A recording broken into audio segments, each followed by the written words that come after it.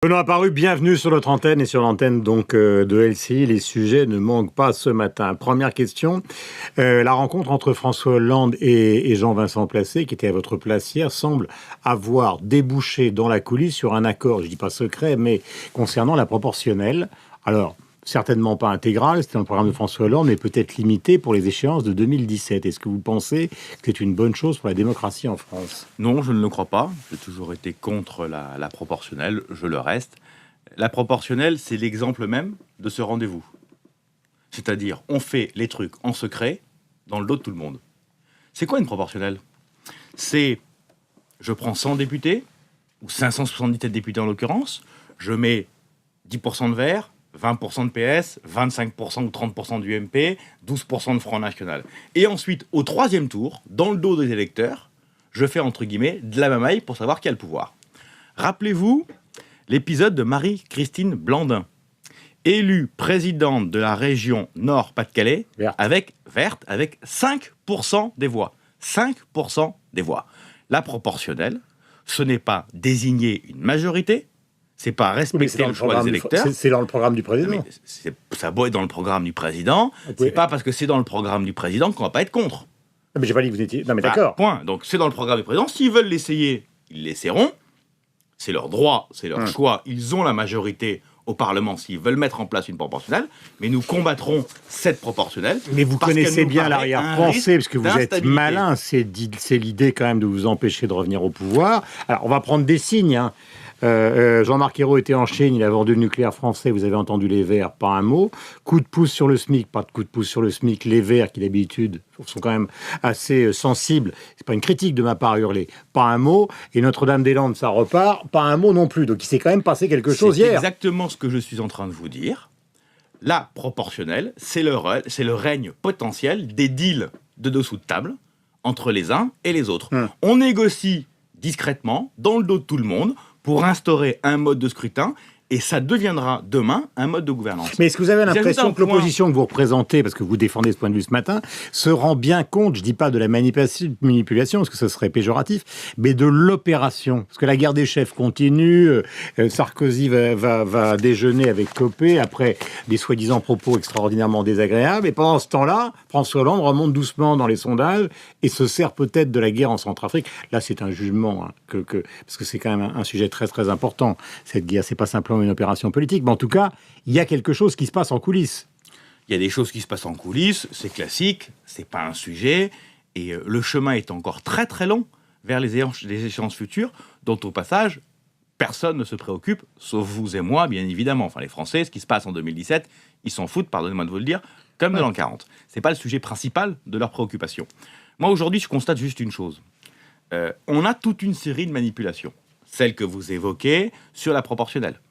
Et puis, c'est pas une manipulation à leurs yeux, c'est un accord politique. C'est un accord politique et on verra. Et puis bien ils disent, Placé a dit ouvertement, parce qu'il s'est pas caché. Hein. Il a dit ouvertement, il vaut mieux que le Front National soit au Parlement et représenté que dans la rue, dans les médias. Ah, mais que le Front National doive être représenté au Parlement, me paraît normal. À 18% dans les sondages et à peu près la même chose dans les urnes, il est logique que cette formation politique soit représentée au Parlement. Elle l'est avec 2 parlementaires, c'est insignifiant, entre guillemets, par rapport à leur réalité électorale, donc ça ne me choquerait pas. Simplement qu'ils gagnent les élections. C'est aussi simple que ça. Il y a des députés verts, ils ont gagné des élections. Il y a des députés communistes, ils ont gagné des élections. Il n'y a pas de députés Front National parce qu'ils ont perdu des élections. Benoît Apparu, vous faites partie de la jeune génération, c'est une évidence quand on vous regarde sur l'antenne d'LCI. Ça commence à faire beaucoup d'années que je fais partie de la jeune génération. C'est comme ça. On a vu récemment, en tout cas hier dans Le Monde, Henri Guénaud commencer à frapper très fort sur le Front National, justement. Et dans l'Est, puisque vous êtes dans la Marne, on n'est pas très très loin de l'Est, les responsables gaullistes locaux, finalement, ne supportent pas l'utilisation de la Croix de Lorraine par Florian Philippot, qui mélange Croix de Lorraine et faisceau, donc du Front National, sur un certain nombre d'affiches. Est-ce que nous ne sommes pas là, ce matin, face à un changement d'attitude ? C'est-à-dire après Buisson, puis au fond les propos de François Fillon, maintenant des responsables de l'UMP qui tapent sur le Front National, mais violemment. Non, la droite a toujours été, la droite française, la droite dite républicaine française, a toujours été une droite anti-extrême droite. Il suffit de regarder l'histoire depuis les années 60. Il suffit de regarder ce qui s'est passé sous Jacques Chirac, sous Nicolas Sarkozy. Le Front National n'a qu'un objectif politique. Éliminer l'UMP pour se retrouver en face à face avec le Parti Socialiste. Et d'ailleurs, le Parti Socialiste... Mais si je vous montre une croix de Lorraine, moi... je vais y arriver. Le Parti Socialiste lui donne tous les coups de main possibles et imaginables, la proportionnelle, le rapport sur l'intégration, bref, on fait tout ce qu'on peut pour aider le Front National. Et je vous donne même mon intuition. Je suis intimement convaincu, et plus que convaincu, si on regarde et on entend les confidences de certains au Parti Socialiste, nous dire très calmement, très clairement, notre seule chance de l'emporter en 2017, c'est face à Marine Le Pen. Donc on fera tout. C'est ce que vous entendez, à l'Assemblée. C'est ce qu'on entend à l'Assemblée nationale. Ils nous le disent pour avoir un second tour entre François Hollande et Marine Le Pen. Et donc, il y a aujourd'hui une alliance objective entre les deux. Donc est-ce que Guénaud a raison de taper Il a raison de taper sur le Front National. Nous avons, pour ce qui nous concerne, deux adversaires, le Parti Socialiste, le Front National, qui ont une alliance objective pour nous faire disparaître. Eh bien, pour ce qui nous concerne, nous allons, faire un programme, 2, j'espère qu'effectivement la guerre des chefs, entre guillemets... Non mais ça, on va en parler. Je voudrais qu'on termine sur l'histoire quand même, parce qu'on entend de plus en plus Marine Le Pen ou Florian Philippot ou d'autres responsables du Front National dire, au fond, les gaullistes, c'est nous. Ils le disent, et non seulement ils mettent la croix. Ils ont récupéré... Vous seriez une sorte d'avatar Et ils vont faire, j'imagine, une tentative de récupération, ils l'ont bien commencé, du gaullisme. Mais le gaullisme, jusqu'à preuve du contraire, il appartient à tous les Français, et jusqu'à preuve du contraire, dans les combats politiques du général de Gaulle... Ils vont vous dire à nous aussi. Dans les combats politiques du général de Gaulle, l'extrême droite a toujours été un adversaire, pour ne pas dire un ennemi. Je rappelle, pour la petite histoire, que l'extrême droite a essayé d'assassiner à plusieurs reprises le général de Gaulle. Comme type d'alliance... C'est quand même assez particulier. Oui, mais justement, on a l'impression quand même dans la fin de campagne de Nicolas Sarkozy, peut-être pas lui, mais en tout cas un certain nombre de conseillers, le moins sectaire, disait François Fillon, on a l'impression que des grands dirigeants de votre formation politique n'ont pas été totalement sur la même ligne. J'ai jamais dit qu'ils flirtaient avec le Front National, mais ils ont essayé quand même de draguer, évidemment, leurs électeurs. Alors la distinction entre les électeurs et les dirigeants, c'est toujours la même. Je me rappelle d'une déclaration de François Hollande, président de la République, pendant l'élection présidentielle, disant « Je dois m'adresser à tous les électeurs et je dois convaincre, y compris ceux du Front National, de voter pour moi. Le principe même d'une campagne électorale, c'est s'adresser à l'ensemble d'une population, pas à ceux de droite, pas à ceux de gauche ou pas à ceux de l'extrême droite, mais à tout le monde. Et effectivement, que le Front National porte des sujets qui intéressent les Français. Réponse, oui. Que le Front National apporte les bonnes réponses, non. Ça, c'est ce que disait Laurent Fabius il y a des années. Oui, et alors ? Nous devons, effectivement, nous adresser à l'ensemble des électorats en traitant toutes les thématiques. Mais Guénaud disait dans l'article du Monde, je vais vous poser une question franche, finalement, puisqu'on considère que le Front National n'est pas forcément et reste un parti d'extrême droite, pourquoi vous ne l'avez pas fait interdire ? Parce que maintenant, on se pose la question, vous allez peut-être, pardonnez-moi, vous allez peut-être vous faire assassiner les uns les autres par le Front National. Pourquoi cette réflexion ? C'est peut-être une erreur historique. Un parti d'extrême droite, ça ne veut pas dire pour autant qu'il doit être pose la question, ça veut pas dire en tant que tel. C'est pas militant de ma part. J'entends bien. Mais à ce moment-là, il faut aussi interdire les partis d'extrême gauche. Si je suis d'extrême droite ou d'extrême gauche, mais que dans ma... Pas exactement pareil. Non, il y a une pensée d'extrême droite et une pensée d'extrême gauche. On interdit un parti politique parce que ses modes d'action sont en dehors de la République. Les modes d'action du Front National ne sont pas des modes d'action qui sont en dehors de la République. Vous-même, vous nous dites c'est eux qui ont fait tomber Nicolas Sarkozy et c'est eux qui ont comme seul projet politique de nous faire tomber. Donc vous vous êtes fait avoir, quoi. Vous avez laissé rentrer... C'est le cheval de Troie.